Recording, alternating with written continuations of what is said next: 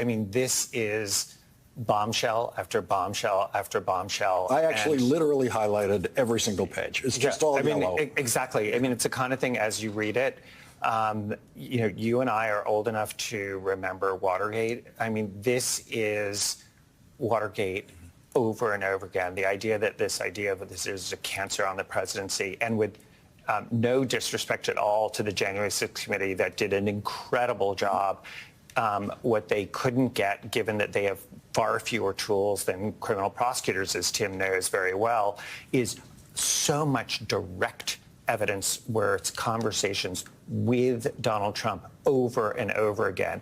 And in addition to what you just went through, just so many people telling him there was no fraud that made any difference here. Mike Pence is telling that. His campaign is telling that. Lawyers are telling that over and over again.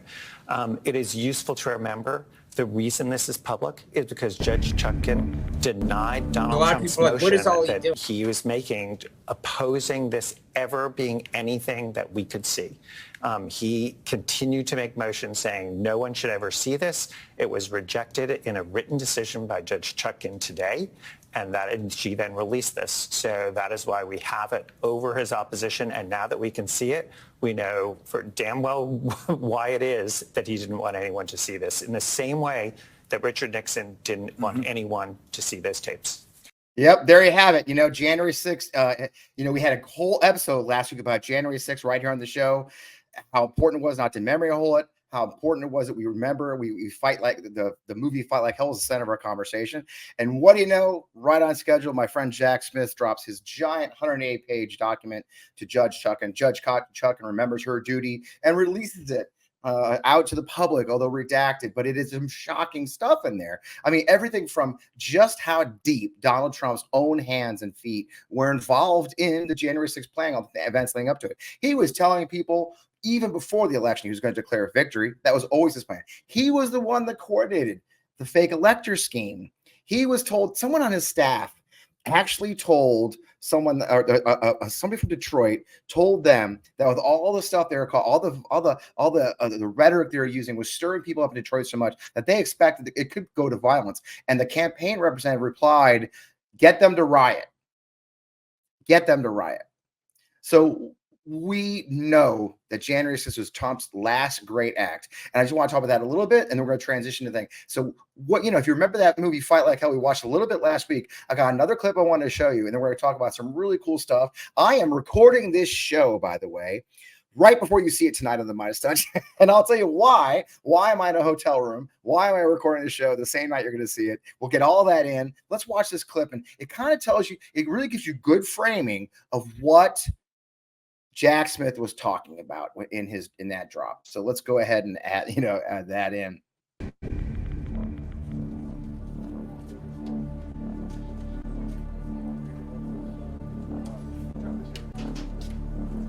A lot of people are like, what is Ali doing? Ali's tweeting. I'm not just tweeting. The Trump legal campaign, the legal team, where all of our fraud reports have to go to them, and we work to help get them affidavits done faster. You guys remember this? We're about to big file press a conference? major lawsuit in Georgia. Arizona is a state that we're looking at very, very carefully. Look at the We clown have a very, show. very significant amount of fraud allegations in the state of New Mexico. When I went to bed on election night, he was ahead in all those states, every single one of those states. How is it they all turned around? Every single one of them turned around? Or is it more consistent that there was a plan to turn them around? The Dominion voting systems, the Smartmatic technology software, were created in Venezuela at the direction of Hugo Chavez to make sure he never lost an election. But one of its most characteristic multi-million-dollar lawsuit is its ability to flip votes. And this is an elite strike force team that is working on behalf of the president and the campaign to make sure that our Constitution is protected. We are a nation of rules, not a nation of rulers. We've got Nick Fuentes, Jenna Ellis, Ali Alexander. We had this big press conference with Giuliani, delivered massive proof of systemic fraud, the same fraud nationwide. Can you imagine how pissed off President Trump will be when he gets inaugurated? And at all the right people. He'll have a White House full of loyalists. No more games. No games, no saboteurs, no fakers, no sunshine GOP people. It will turn into the We're permanent going to talk about revolution. that. We're going to talk about that. That's key.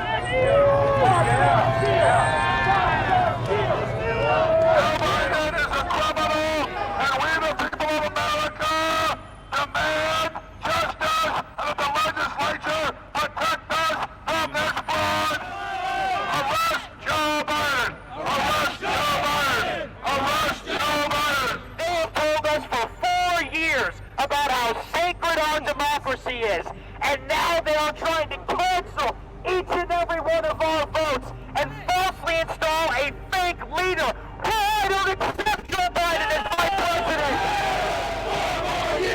4 more years. 4 more years.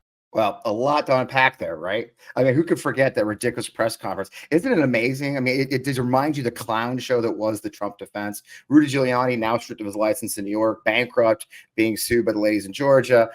Jenna Ellis, I mean, yikes, that lady, she's lost her law license. Sydney, oh my God. I mean, it's just such a clown show. But something key I wanted to talk about, and what we're going to transition to the rest of the show for, is about what Nick Fuentes said. You know, when Trump takes power, no more of these, you know, spies. He's going to have his people. That, folks, is something we're going to talk about. So this week, instead of talking just about January 6th, I wanted to talk about all the stuff that happened around that and after that you may have forgotten. Look, we know that January 6th was Donald Trump's last major act, but we also want to remember the other crazy stuff that happened too. And then I'm going to talk to you about why I'm sitting here in a VoteVets shirt in a hotel in North Carolina talking to you tonight, because it's been a fun and exciting day and I have to show you some fun stuff. So let's get right to it. Going to be a fun little show tonight. I hope you can join us. Let's get right to it.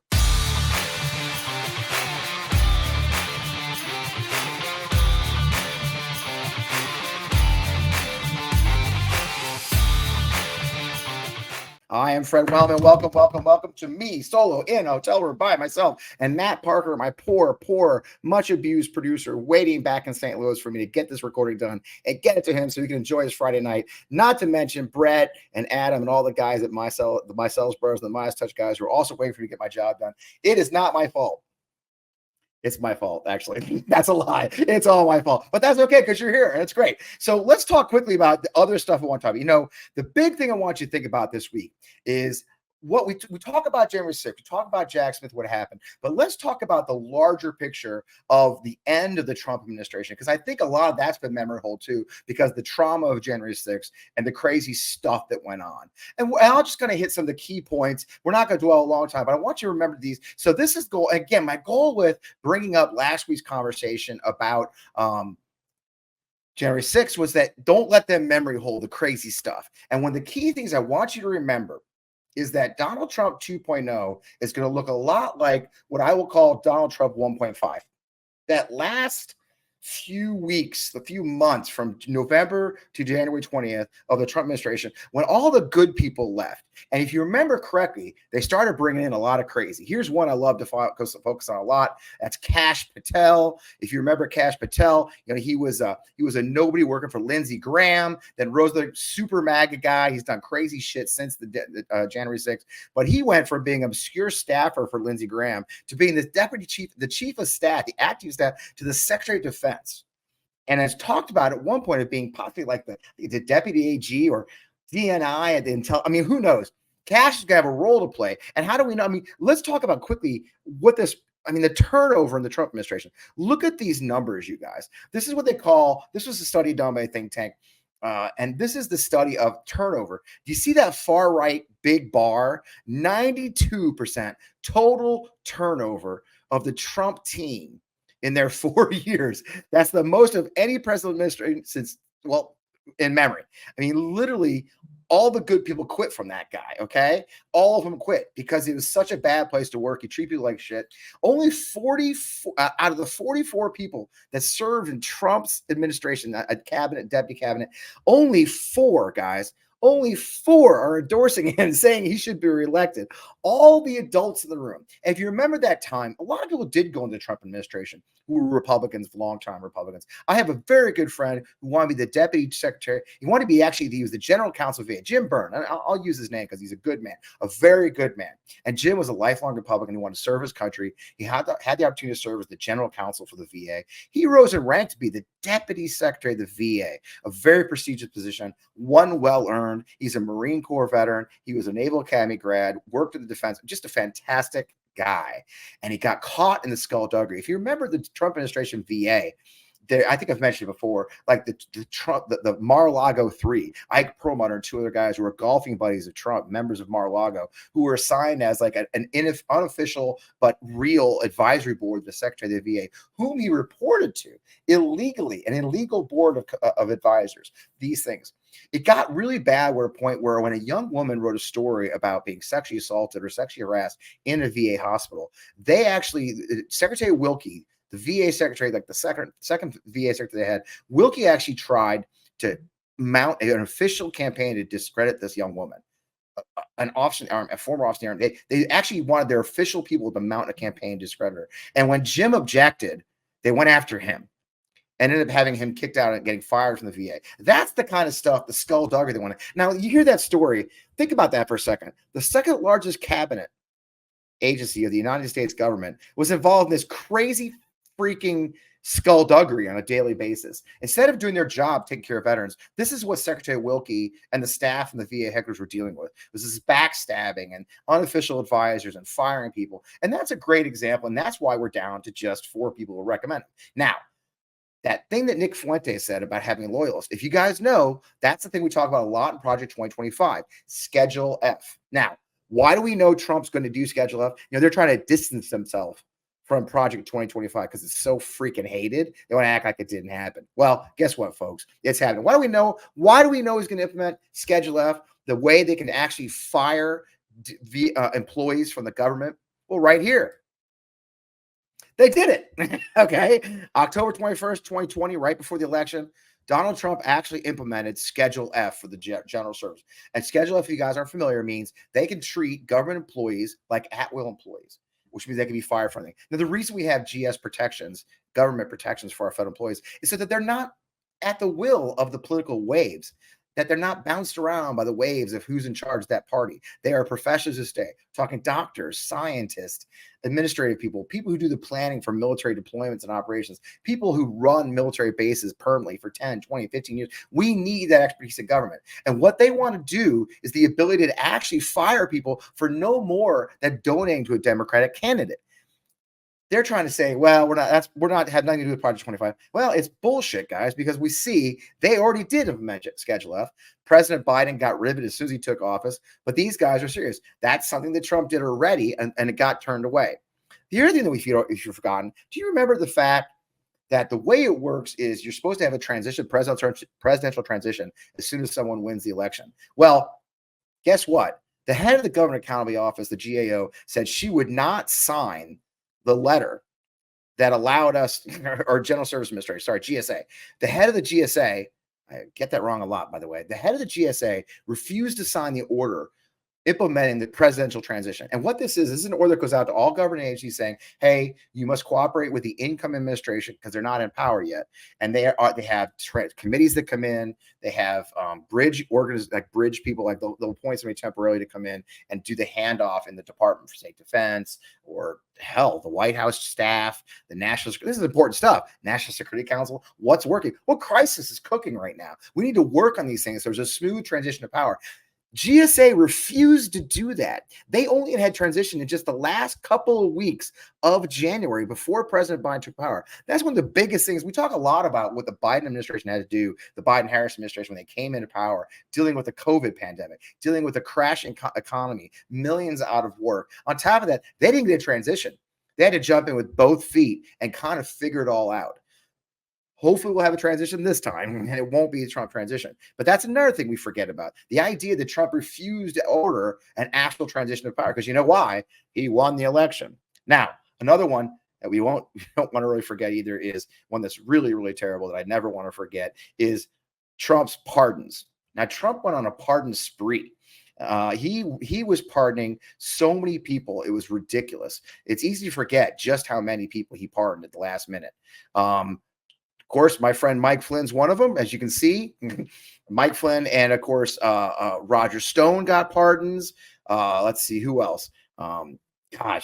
Judge Jean Pirro's husband got one. Roger Manafort got a pardon. He went on a pardon spree. He used the power of the presidency.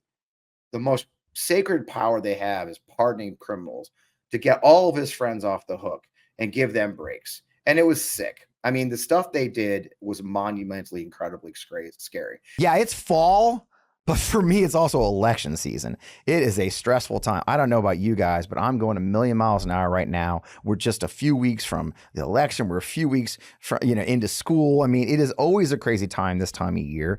And I have to watch after my stress, and I have to watch after my health this time of year.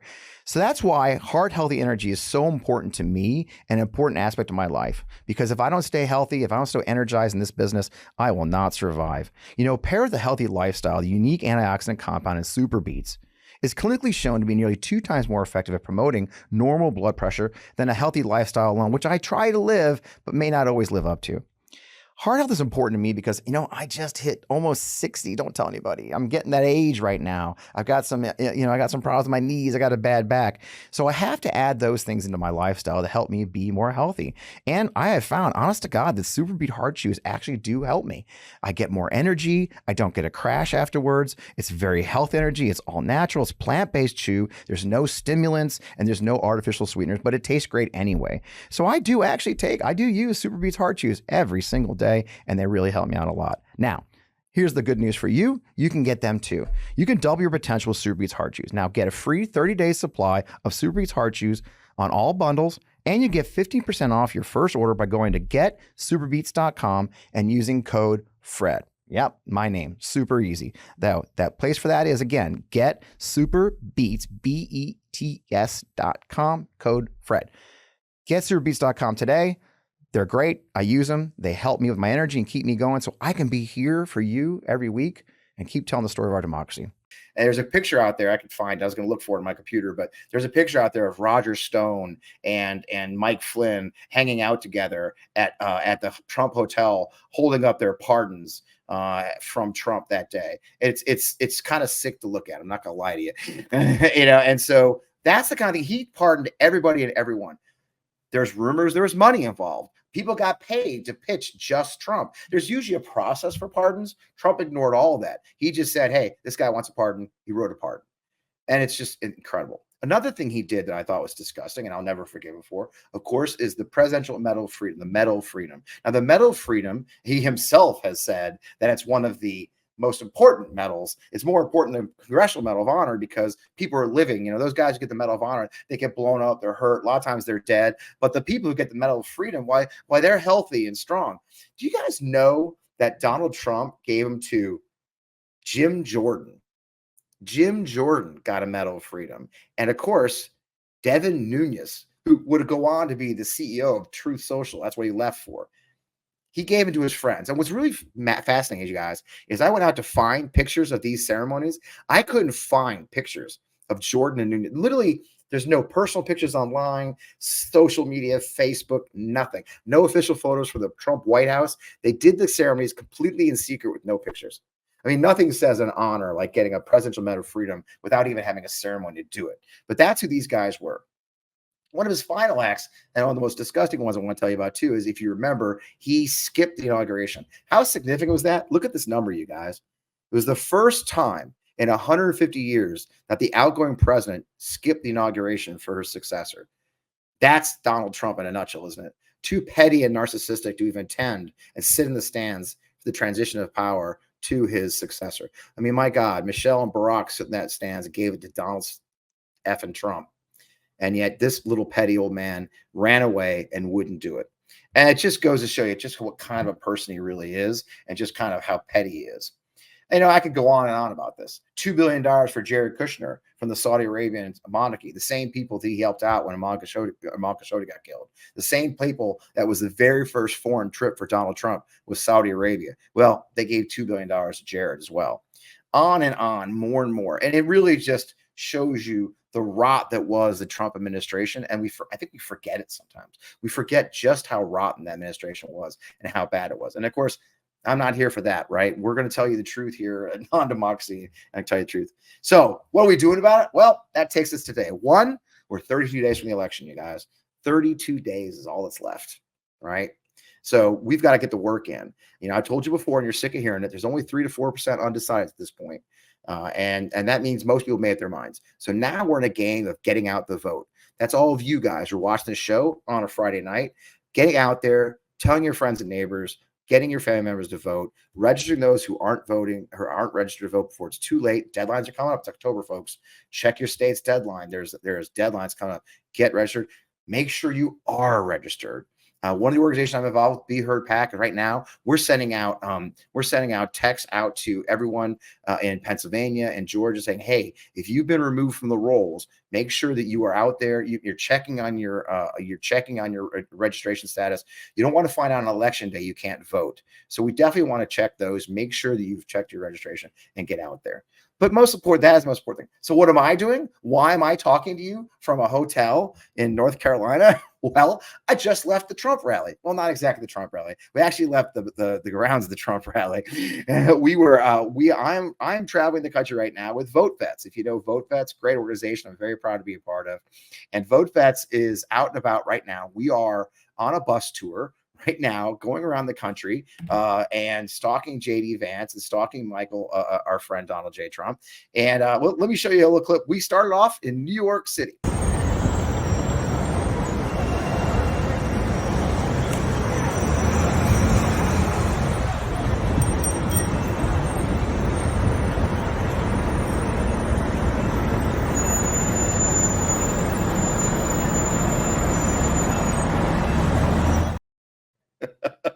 Right there in Times Square. As you can see, it's a very subtle bus. It says, I'm a veteran, not a sucker or a loser on the side of it. On the other side of it says Veterans Against Trump. We took that to right to New York where JD Vance was having his debate that night. Here we are right in front of the debate. That's me speaking in front of the bus. That's where the debate was held at CBS Studios. We had to stop by and visit, of course, the Trump Hotel. Where else could we go? On our way south, we stopped by D.C., got some pictures right here in front of the Capitol and elsewhere. It's been a heck of a trip. We made our way down to Virginia Beach, Virginia yesterday, where JD Vance was having a fundraiser in town, and we managed to make ourselves comfortable on the side of the road as he went by and produced my friend Mike Levine, who's with VoteVets as well. He filmed this epic video.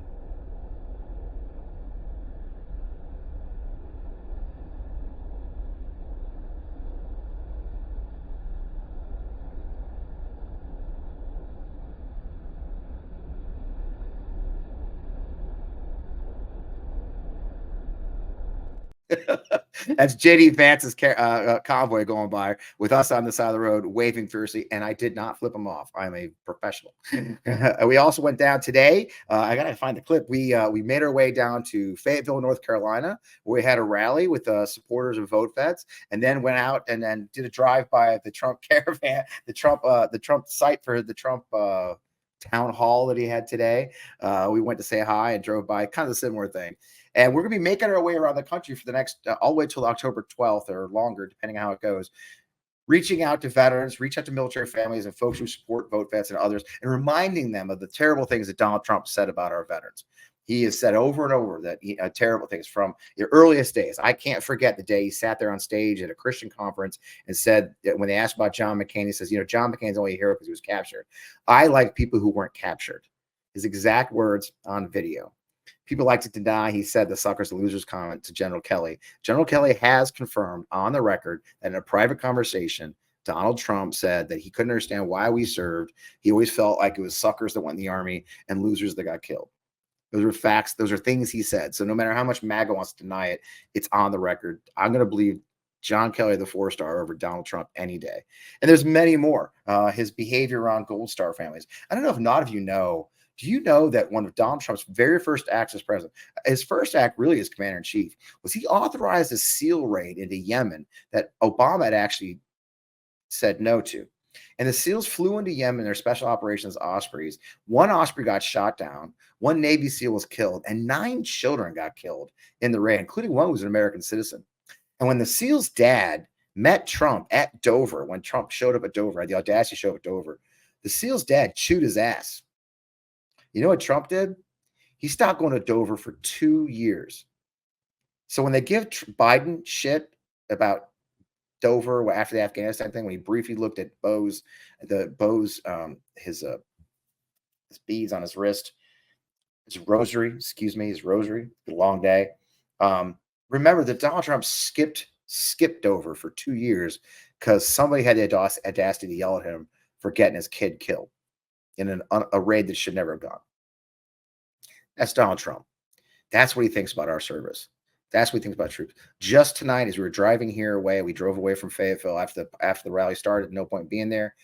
He actually got up in front of the audience there at Fayetteville, North Carolina, which is now Fort Liberty, and said the first act he's going to do as president is rename those bases with their Confederate names. Fort Bragg. You know, General Bragg of the Confederacy wasn't well liked. Okay.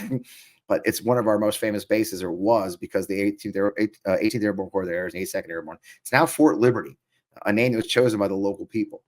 And he wants to immediately turn back and honor traitors to our country, which is appropriate because Donald Trump is also a traitor to our country. So that's why I'm on the road. I'm really proud to be a part of this movement. And they called me up and said, hey, you want to join us? I'm like, hell yeah, I'm coming. So I'm the Commodore of that pirate ship that's driving around. I'm very proud to be the Commodore of the private ship that's driving around. I hope you see us on the road. We'll be making our way up to probably Philadelphia this weekend on Sunday. And then we'll figure out next week as we figure out where Trump and Vance and others are going, or just go around and have some events on our own rallies. So pay attention. If you don't follow VoteVets, I'd love you to follow VoteVets. They've got all their social media channels are at VoteVets. We've been posting the videos we take up on Twitter, posting my likes on Twitter. You can follow me. As always, remember to follow me on at FP Wellman. If you want to learn more about that movie I talked about at the beginning, that's fightlikeHellmovie.com. It's an incredible movie, ties directly into the drop from Jack Smith. I really recommend you watch it. I can't recommend it enough. It's very, very powerful. It's right on YouTube. You can watch it for free. You don't need to worry about it. And one last mention of a film, by the way, is War Game. The movie War Game is now available online on Apple TV. We just got word in the way here that's certified as one of the top movies on Apple. They got an award from Apple for being such a good movie. It's a documentary that follows an actual war game that I participated in as the bad guy. I played sort of the Steve Bannon, Mike Flynn guy as the bad guy, mostly doing their social media contract. And then you'll see me briefly on screen a couple of times. And the movie is gutting. And basically, we portray a war game of a second January 6th sort of event. But this time, some of our military actually participates. It's put on by the Veterans Voice Foundation, which is a part of VoteVets, my organization I work with as well. And it's pretty powerful. It's available right now on Apple TV for free nationwide. You can watch it now. I really highly recommend that as well, man. So that's a lot going on in a short time. I wanted to tell you, I didn't want to miss a week, miss you guys. So I cranked this out in this beautiful Holiday Inn. Which means I'm smarter. It's a Holiday Inn Express, so I'll be smarter tomorrow. I don't know if the show will be better, but here we are. I appreciate you guys so much for tuning in short notice. Welcome, as always. The Mighty Mighty are powerful, powerful people, as well as those of you who follow On Democracy, our pod. You can always follow us on Twitter or go to the On Democracy podcast on our YouTube channel. We'd love to have you. Remember to like, subscribe, share, say hi. I'll watch this later tonight with you guys while I'm up eating dinner at midnight, probably. So join me, join us. Keep up the fight. Like I said, guys, it's 32 days left.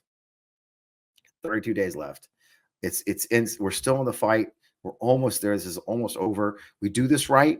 We get all the Democrats we can to vote. We put Donald Trump behind us forever. And how cool will that be? So with that, great conversation. I hope you enjoyed to hang out with me as much as I love hanging out with you guys. Sorry it's so late. We will see you next week, probably for the road again. Maybe some cool new footage to offer. In the meantime, keep up the fight. Save our democracy. I'll see you next week.